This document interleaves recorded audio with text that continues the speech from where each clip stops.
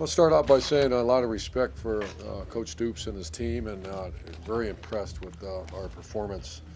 Um, I think we controlled the line of scrimmage, and when you do that, you have a good chance of winning the game. It was great to see Noah Brown with, I didn't even realize when we just broke down the team that he had 4 touchdowns. So it's something, sometimes good things happen to good people, and he's a great person that went through extremely tough injuries, so it warms your heart to see him having that kind of experience, especially on the road in a really tough environment. So great win. Thanks for the Buckeye Nation following us out here. We heard you, and we appreciate you. So. Urban, what does this do for this team? I mean, just talk about the impact, I guess, with that going. Well, the young guys are growing. You know, that was this one was alarming to me. I mean, I had swallowed hard a little bit when I thought about who was getting on that plane to come out here. A bunch of guys never really played on the road, but the maturity of the old guys is outstanding right now. And J.T. Barrett, Pat Elfline, Billy Price up front, and then Raekwon McMillan and Gary Conley, who he'll be fine, by the way. But just really good leaders on this team right now. Urban, what does the concept of the least experienced team in the country mean right now? Because that's what you were. Well, it's no longer that. I think before today, you know, they're no longer inexperienced. You went on the road and played at Oklahoma. You know, that has to be one of the probably top 5 hardest places. You know, I saw the record. It is one of the top 5 hardest places to play against a very talented team. That from the opening kickoff, man, our guys swung as hard as they could. So they're no longer the youngest team. We just got in. How much of a coming of age game was this for you guys? Yeah, this was the coming of age game, and I just made a comment earlier about that. You almost took it. You did. You took a deep breath, and as I was just watching our guys get on the buses and the planes, thinking, "My gosh, this is a young team. This is a lot of them their first road experience, and very proud of them." Coach, can you update Gary on Conley? You may have addressed that. We just got. Yeah, I probably should until I know. Until what my understanding is going to be fine.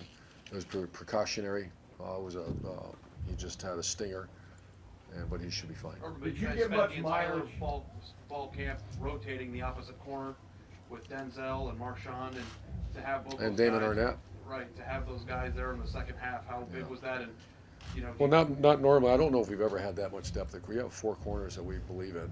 For sure, 3 guys that are they rotate. So who's our starting corners? You got 3 of them, and that's rare to have. And I know you guys haven't seen the film yet, but like when you see your young guys, you talked about the inexperience of the team, but to see these corners go out against a team like Oklahoma, what did you see in the second half from some of those young kids out there at corner? Like I said, I can't wait to see the videotape. You know, as coaches, you sit there and think about that darn kickoff return and see some other things that shows your youth, and also we didn't hustle the line of scrimmage and blew timeouts and just some silly things that we got to get cleaned up. So Where do you rank the catch Noah Brown made as far as ones that you've seen? I haven't seen it yet. You I just liked it. Yeah, I saw it. Yeah, I saw it. That's one of the great catches from what I heard.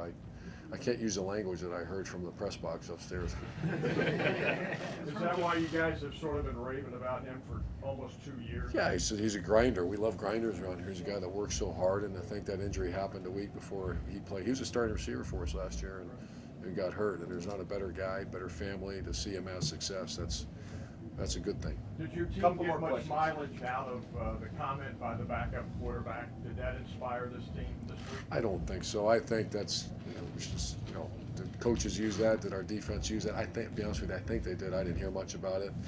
We're a team that's, it's a long journey, and I don't think that was a big deal. What went into behind the decision of playing a receiver with one hand with Corey Smith with the cast? I love Corey Smith. He's one of the most committed guys on special teams, and we actually were going to throw him a ball. I watched him catch it on Thursday's practice. He actually got hurt on Wednesday and came in on Thursday, and he's going to have surgery on Sunday. They're going to cast it up, and he's going to play again. And that was my decision, and we talked about it before the game, playing because he's got good hands. He can, yeah. Clay and then Doug, and then A we're little gonna. bit of a coming out for Mike Weber as well. He seemed to really. Yeah, I thought he played great against a very stout team that really, Houston beat them, but they didn't run the ball on them. They threw the ball all over the place. We ran the ball really well against a defense that's kind of committed to stop the run. So our offense line and Mike did great.